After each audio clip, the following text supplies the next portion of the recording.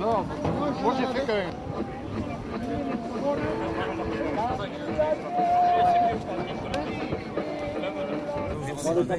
Avec plaisir, c'est l'ami.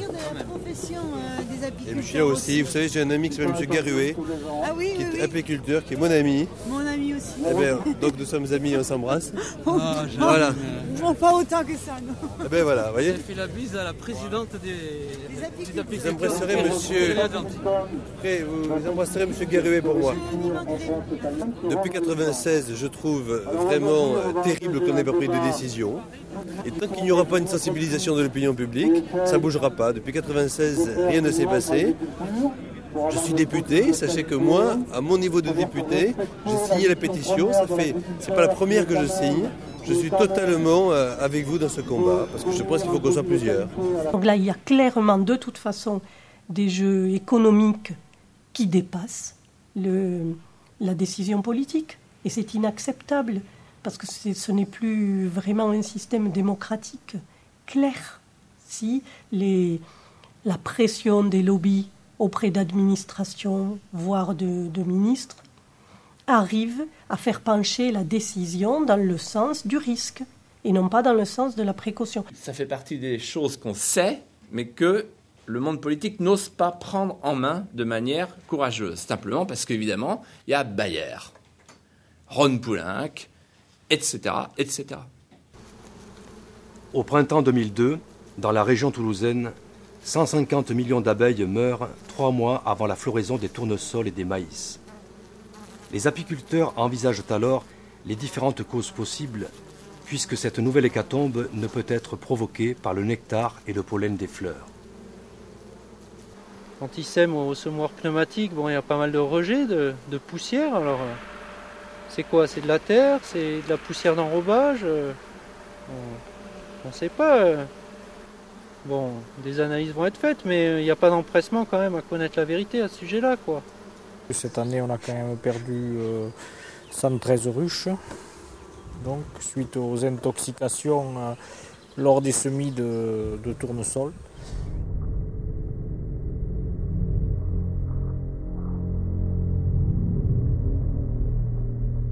Qu'est-ce qu'on a trouvé? On n'a pas trouvé du régent, on a trouvé la molécule fipronil.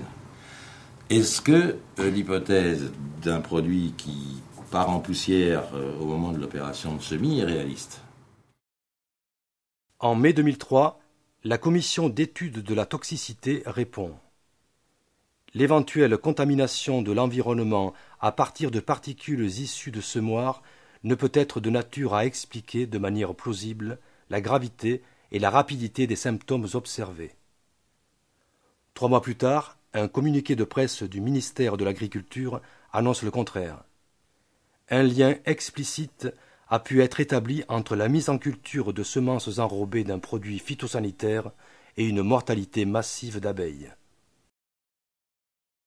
C'est officiel même depuis l'an dernier, mais ça a été soigneusement caché par la Direction générale de l'alimentation.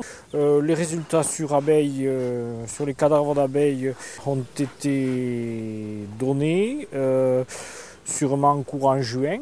Et nous avons eu connaissance de l'existence de ces résultats en janvier 2003. Les analyses 2002 faites dans le sud-ouest, elles ont été faites dans le cadre d'une procédure judiciaire, nous n'en avons pas connaissance et donc je ne peux pas les commenter. Elles ont été demandées par le juge d'instruction à la suite de notre plainte, nous n'avons pas eu communication. Le juge aurait pu considérer que ces éléments qu'il a recueillis pour son instruction sont suffisamment importants pour régler un problème d'économie générale et de santé des végétaux et de santé animale, pour dire, moi, ça il en a le droit, je lève le secret de l'instruction, j'en informe l'administration en disant qu'elle est quand même responsable de la santé des abeilles et donc il faut qu'elle sache ça pour prendre des mesures. Il ne l'a pas fait. Ces analyses ont été financées et payées donc par la DGAL. La DGAL ne pouvait en aucun cas ignorer la teneur de ces analyses, elle en avait la propriété et elle aurait dû les communiquer aux apiculteurs.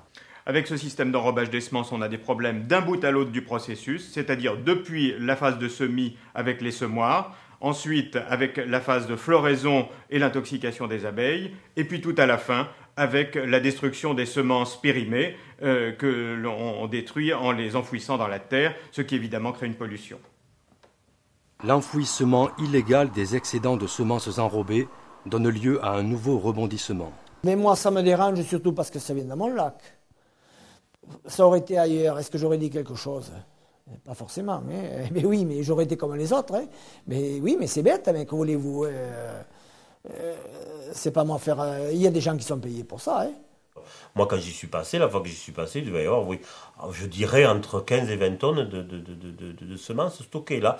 C'est de l'épandage, c'est-à-dire on met les semences dans un semoir, on va sur une parcelle qui a été récoltée, souvent après les moissons, et on répand ces semences-là à même le sol, et on enfouit ces semences. C'était incroyable la quantité qu'il y avait d'épaisseur. En tant qu'apiculteur, je me suis intéressé à ce problème parce qu'à un certain moment, j'ai été alerté par un voisin et non seulement l'agriculteur en question avait épandu des semences, dont vraisemblablement du gaucho, mais sur ces parcelles, il cultivait du tournesol, alors que le produit gaucho est, jusqu'à preuve du contraire, interdit par décision du ministère de l'Agriculture. Alors, j'ai envie de poser deux questions. Pourquoi les pouvoirs publics, informés le 6 juin 2002 de façon tout à fait officielle, ont attendu le 1er avril 2003 pour prononcer une interdiction de façon formelle, tant à l'agriculteur que à l'industriel? J'ai renvoyé des courriers un peu partout, au préfet, à la DAS, à la DRIR, et j'ai toujours pas de conclusion.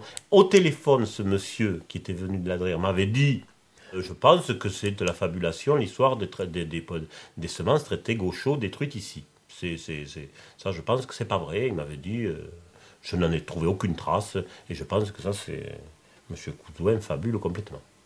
Et je lui dis, moi, je veux avoir votre rapport. C'était quand même il y a plus d'1 an. Et je n'ai jamais eu le rapport de la DRIR.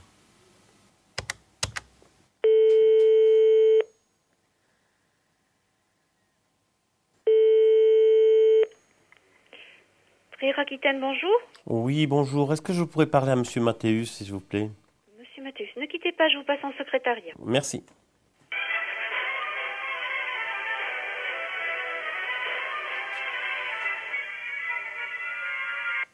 Allô? Oui, bonjour Madame Jean-Claude Blé, maire de Verteuil-d'Agenais. Dites, je vous appelle, j'aurais bien voulu parler à M. Mathéus. Oui. Concernant le ARL bétail, les enfouissements de semences déclassées. Attendez, ne quittez pas, je vous passe la secrétaire de M. Mathéus.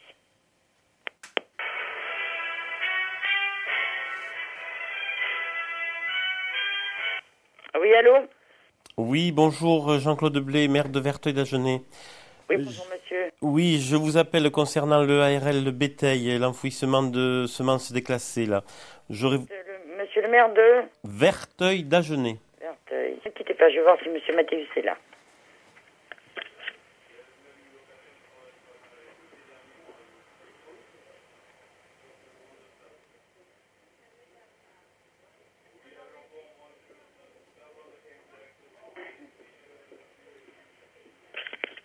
Non, il est en réunion à la préfecture. Il sera là cet après-midi.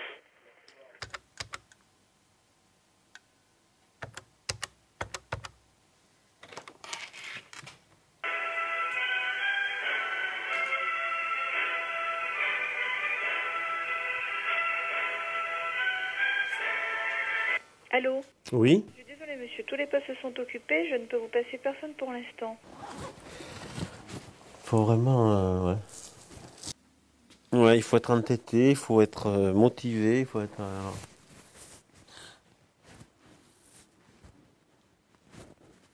Oui, je vais essayer de vous passer son secrétariat. Merci. En avril 2003, la préfecture du Lot-et-Garonne transmettra au maire de Verteuil un avis indiquant qu'il y avait aussi du gaucho parmi les semences enfouies illégalement. Vous comprenez le problème de ces dysfonctionnements des homologations, c'est que cela crée des victimes. Et il est bien évident que c'est une question dont les personnes en responsabilité politique doivent se saisir, parce qu'on ne peut pas laisser un système d'homologation complètement déviant perdurer à l'infini, alors qu'en bout de chaîne, on trouve des victimes dans leurs exploitations, dans leur santé, puisque dans nos hypothèses, il y a des victimes dans leur santé, à l'infini, sans rien faire. Il faut absolument agir. On ne peut pas incriminer directement le produit, mais le combat qu'il a mené, la dureté de ce combat, qui lui a été aussi imposé, parce qu'il a perdu 80% de ses ruches au printemps, et pour un apiculteur, c'est terrible.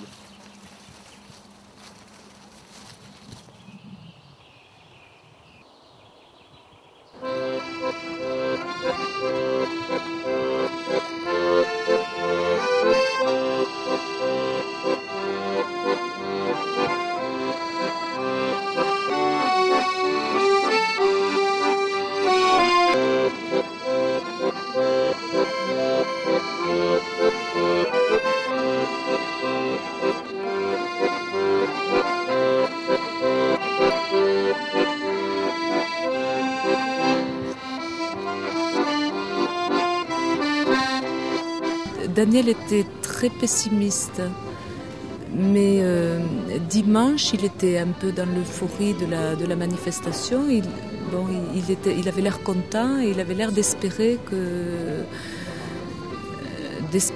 avoir enfin gain de cause. Mais j'arrive pas à imaginer comment, parce qu'il y a quand même des gens derrière ça. Et comment, d'abord je me dis, mais ces gens-là, il y en a bien qui doivent avoir des enfants. Comment on peut à ce point-là ne pas avoir le sens de ses responsabilités? En fait, ce qu'il faut, c'est que ce soit à nous de faire la preuve que les molécules sont toxiques, au lieu que ce soit aux firmes qui mettent en marché les produits, de faire la preuve que le produit est non toxique pour l'abeille. Ça, c'est quelque chose qui me laisse quand même rêveur sur le plan raisonnement intellectuel, même quelque part, même les scientifiques disent tout, c'est pas à nous, apiculteurs, quand même, de prouver que le produit est toxique. C'est ce qui est en train de se passer. Ça fait quand même des années, je veux dire, que les apiculteurs passent toute leur énergie à démontrer ça.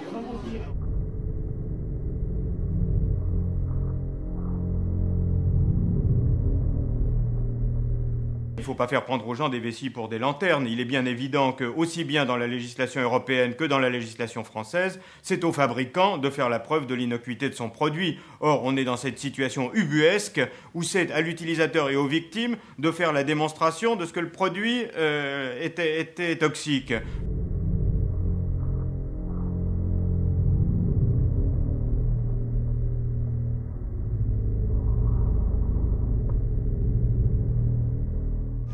La réponse que le juge d'instruction apportera à la question de savoir si le régent a une autorisation ou pas sera évidemment déterminante dans la suite de l'instruction pénale. Quand on a eu des informations qui sont venues par les parties civiles de l'enquête menée actuellement à Saint-Gaudens, informations qui semblaient dire que le régent maintenant de BASF avec la matière active fipronil, ce produit-là ne disposait pas d'une AMM conformément à la loi. On a eu peu de temps après, comme l'information est sortie sur TF1, alors évidemment c'est un taux d'audience qui est important, ça a quand même fait un petit peu bouger, et ben on a eu peu de temps après un communiqué de presse du ministère de l'Agriculture qui, sans nous dire que c'était pas vrai, quand même avait l'air de dire que si, il y avait une AMM sur ce produit-là, et il parle bien d'autorisation de mise sur le marché. Concernant l'autorisation de mise sur le marché du régent TS, il convient de souligner que l'autorisation a été délivrée au produit le 22 février 1996. BASF, ils ne l'ont pas avoué tout de suite, mais enfin, on les a questionnés. D'ailleurs, c'est ma collègue qui a eu la réponse. On les a questionnés et ils ont fini par dire, après avoir examiné leur dossier, enfin, ça paraît curieux qu'il n'ait pas fait avant d'acheter le produit, mais enfin, ils ont fini par reconnaître qu'effectivement, il n'y avait pas d'AMM sur ce produit. Bon, disons que le régent, il a une autorisation provisoire de vente. Il est resté jusqu'à présent sous régime d'autorisation provisoire pour deux raisons principales. La première, c'est que lorsque le produit a fait l'objet d'une autorisation provisoire de vente, donc ce qui permet sa commercialisation sur le territoire français, Un certain nombre d'études complémentaires avaient été demandées. Donc il y avait des études de fond dans le dossier qui avaient été présentées. Le dossier avait été jugé recevable, mais la commission d'études toxiques avait estimé à l'époque qu'elle voulait des éléments complémentaires, en particulier par rapport à la migration dans l'eau. Bon, donc des études complémentaires, tout naturellement, ont été demandées à la société. Et tout naturellement, quand on demande des études complémentaires, on reste sous régime d'autorisation provisoire. Cette autorisation ne pouvait être renouvelée qu'une fois pour 2 ans. Donc au terme des 2 ans, elle était caduque. Mais comme l'administration est très ennuyée par cette situation et qu'il ne s'y retrouve plus, on voit apparaître aujourd'hui une multiplicité d'autorisations provisoires de vente, d'autorisations de vente provisoires, qui se contredisent au niveau des dates, qui se chevauchent. Et en fait, actuellement, le régent n'a pas d'autorisation de mise sur le marché. Donc il est vendu en dehors de la légalité. L'absence d'AMM n'est pas la seule question que soulève le fipronil, matière active du régent. En septembre 2003,